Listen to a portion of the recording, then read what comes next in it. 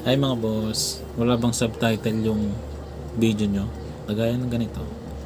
Kaya tara, samahan nyo ako. Tuturuan kayo paano maglagay ng subtitle sa video nyo. Madali lang to. Kaya panoorin nyo step by step. Matututunan nyo na ito. Kaya tara.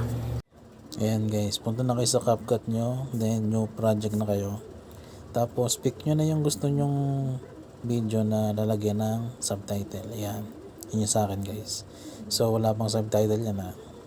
So para malagyan yan, punta kayo sa caption. Tapos yan ang lalabas. Tapos check nyo kung naka-Pilipino na yan ha. Mag-ibang lengguwahe yan pagka hindi nyo na-check yan.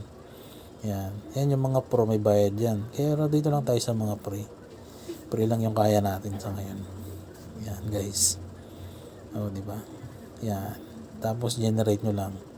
Pag na-generate yan, pag natapos yung 100% yan, tapos na yan guys. Yan, ganyan lang siyang kadali guys. Kaya sa mga gustong matuto niyan, turuan nyo rin para malaman nila. Para yung video nila may mga subtitle na. Kaya salamat sa panonood guys. Pa-like and follow na lang po. Salamat.